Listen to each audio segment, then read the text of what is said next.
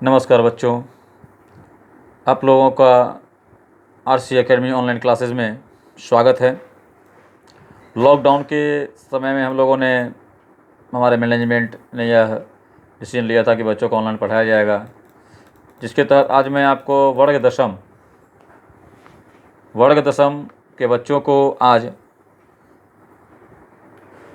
उनकी पाठ्यपुस्तक जो कि गद्य खंड का है, जिसका शीर्षक है माता का आंचल। माता का आंचल यह शिव पूजन सहाय जी के द्वारा लिखी गई है। यह उपन्यास देहाती दुनिया से लिखी, देहाती का मतलब ग्रामीण क्षेत्र से लिया गया है। सन 1926 में प्रकाशित देहाती दुनिया हिंदी का पहला आंचलिक उपन्यास माना जाता है। ध्यान दीजिएगा, यह हिंदी देहाती दुनिया का पहला आंचलिक साहित्य माना जाता है। इतना ही नहीं, यह स्मरण शिल्प में लिखा गया हिंदी का पहला उपन्यास भी कहा जाता है। इसमें ग्रामीण जीवन का चित्रण ग्रामीण जनता की भाषा में किया गया है। लेखक ने उपन्यास की भूमिका में यह संकेत दिया है कि ठेठ से ठेठ देहाती या अपट गवार निरक्षर हलवाई और मजदूरी भी बड़ी आसानी से समझ सकें। मतलब उनका उद्देश्य था कि अपनी इस कहानी को अधिक से अधिक लोगों को समझाना, बताना, जिसके लिए इन्होंने क्षेत्रीय भाषा, जिसे लोग यह देहाती भाषा के रूप में कह सकते हैं, इन्होंने प्रयोग किया है। शिशु चरित्र भोलानाथ कटानक का दृष्ट बिंदु है। जहाँ शिव पूजन सहाय का बचपन का नाम भोलानाथ था। संकलित अंश में ग्रामीण अंचल और उसके चरित्रों का एक अनोखा चित्र है। बालकों के खेल, कौतूहल। आप जानते हैं, बच्चा है तो थोड़ा बदमाशी तो करेगा ही। उसके मन में कौतूहलता भी होती है, उसके मन में माँ की ममता भी होती है, पिता का दुलार भी होता है, और थोड़ा वह अपने गीतों को भी गुनगुनाता रहता है। अनेक प्रसंग इसमें शामिल हुए। शहर की चकाचौंध। जी हाँ, बच्चों को चकाचौंध थोड़ा अधिक प्यारा होता है। वो बाज़ार घूमना, गाड़ी पे घूमना, बाज़ार जाना, ये खरीदना, वो खरीदना, उनको उनका एक नेचुरल गुण है। और गांव की सहजता को रचनाकार ने आत्मीय रूप से, मतलब उन्होंने खुद को उसके जगह पे लाया और उसके बाद उसको लिखने का काम किया था। तो मेरे कहने का मतलब है कि उन्होंने खुद से इसकी चर्चा की है। और लेखक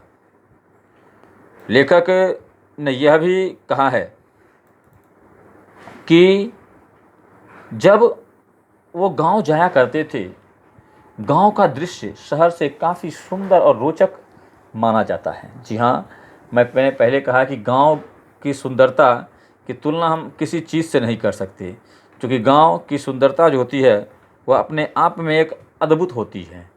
गांव की सुंदरता अपने आप में एक अद्भुत दृश्य को लेकर आती है। तो गांव की तुलना हम किसी अन्य चीज़ों से नहीं कर सकते हैं। अब मैंने कहा माता का आंचल में लिखा हुआ प्रथम शिव पूजन सहाय, जो उसके लेखक मैंने पहले कह रखा, शिव पूजन सहाय के द्वारा यह लिखा गया लेख है। जहाँ लड़कों का संग तहाँ बाजे मृदंग। जी हाँ, उसके प्रथम पंक्ति में आप सोच सकते हैं कितना रोचक लिखा गया है, जिसकी पहली पंक्ति में ही इन तथ्यों को उजागर किया गया है। और कहा गया है, जहाँ लड़कों का संग तहाँ बाजे मृदंग, जहाँ बुढ़ों का संग तहाँ खर्चे का तंग। मतलब जहाँ छोटे छोटे बच्चे एकत्रित होते हैं वहाँ तो धमा चौकड़ी तो मचनी ही है, और जहाँ बूढ़े व्यक्ति होते हैं वहाँ केवल अपनी कहानियाँ और किस्सों को लेकर वो बैठते हैं, और केवल अनहोनी और होनी वाली गप। उनके मन में किसी प्रकार का कोई उल्लास नहीं होता। लेकिन बच्चों के मन में हमेशा कहीं ना किसी प्रकार का उल्लास दिखा गया। जी हाँ, अब शिव पूजन सहाय कहते हैं, हमारे पिता तड़के का मतलब सुबह सुबह। ध्यान दीजिएगा, तड़के मतलब सुबह सुबह, खाने वाला तड़का नहीं। तड़के का मतलब सुबह सुबह उठकर निपट नहाकर पूजा करने बैठ जाते थे। मतलब शिव पूजन सहाय जी के पिताजी सुबह उठते, नहा सुनाकर कहाँ बैठते थे? हाँ, पूजा करने के लिए। और माता से केवल दूध पीने तक का ही नाता था। मतलब जो उन शिव पूजन सहाय थे, उनका अगर माँ से कोई रिश्ता था तो वह केवल खाने और पीने तक का ही रिश्ता था।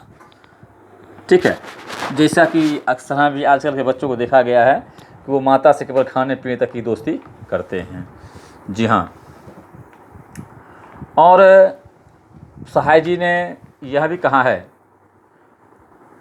कि जब ये सुबह नहा सुनाकर उनके पिताजी बैठते थे और इनकी माँ इनके लिए दूध देती थी, इनके पिता के साथ ही हम, इसलिए पिता के साथ हम बाहर ही बैठक में सोया करते थे।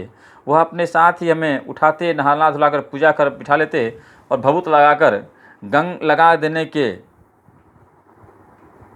बाद के लिए उनको दिक करने लगते थे। अब देखिए कहते हैं क्या, यह पिता के साथ ही सोना पसंद करते थे, क्योंकि पिताजी जब नहाते थे तो यह भी उनके साथ नहाते थे, पिताजी पूजा करते थे तो यह भी पूजा करते थे। पिताजी के साथ इनका एक नियमावली बन गई थी जो इनके बाल्यकालीन अवस्था से इनको बनाया गया था। और हम भभूत का तिलक लगा देने के लिए उनको दिक करने लगते, कुछ हंसकर, कुछ झुलाकर और कुछ डांट कर वह हमारे चौड़े लीलाट में त्रिपुंड कर देते। हमारे लीलाट में भभूत खूब खिलती थी।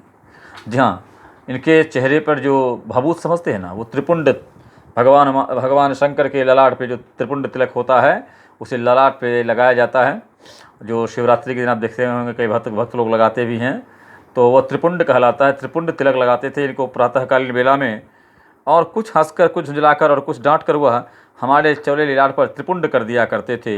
हमारे लीलाट में भभूत खूब अच्छी लगती थी। जहाँ चेहरे पे देखिए, सबके चेहरे पे सब कुछ अच्छा नहीं लगता, तो और इनके चेहरे पे जब ललाट पे त्रिपुंड लगता तो इनके चेहरे और खिल जाया करते थे।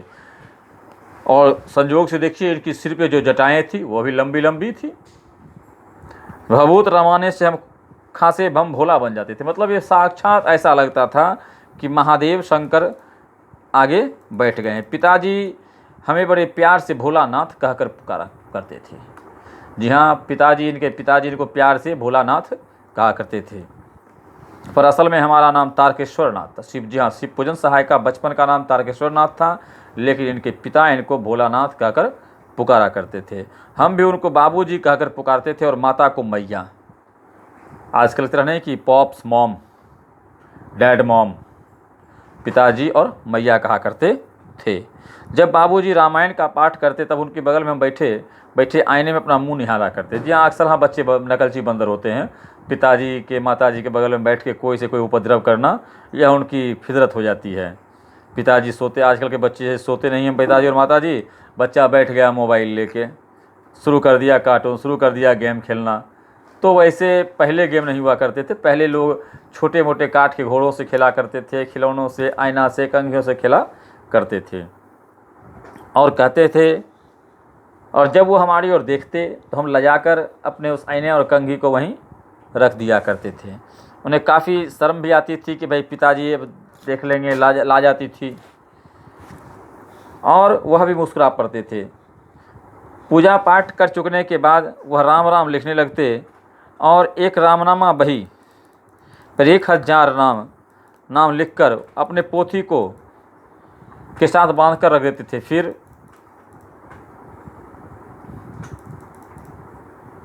जब 500 बार कागज़ के छोटे छोटे टुकड़े और राम नाम लिखकर आटे की गोलियां लपेटते और उन गोलियों को लेकर गंगा जी की ओर चल पड़ते थे। इट मीन्स जब ये 500 पेपर के टुकड़े राम राम राम राम हो जाया करते थे तो ये उसे आटे गोलियों में रखकर गंगा के तट पर निकल जाया करते थे।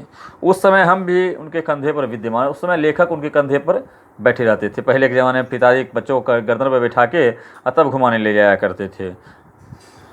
जब वह गंगा में एक एक आटे की गोलियां फेंककर मछलियों को खिलाते तब भी हम उनके कंधे पर बैठे ही रहते, हंसा करते थे। जब वो मछलियों को चारा देकर घर की ओर लौटने लगते तब बीच बीच रास्ते में झुके हुए पेड़ों की डाली पर हमें बिठाकर झुलाते थे। मतलब जब वो गांव का दृश्य था तो गांव में तो पेड़ पौधे आम सा बात है, जब वो वहाँ उनके कंधे पर रहते थे और वहाँ कोई डाली उनके लेवल में बराबर में स्तर में आ जाया करती थी तो शिवपूजन सहाय के पिताजी अपने बेटे शिवपूजन सहाय को उन पेड़ की डालियों पर बैठाकर थोड़ा झुलाया करते थे ताकि मेरा बच्चा आनंदित हो, और वह फिर उसे उठाकर ले आया करते थे। बच्चों, अब इस पाठ माता का आंचल का अगला वीडियो मैं आपके सामने कल लेकर आऊँगा।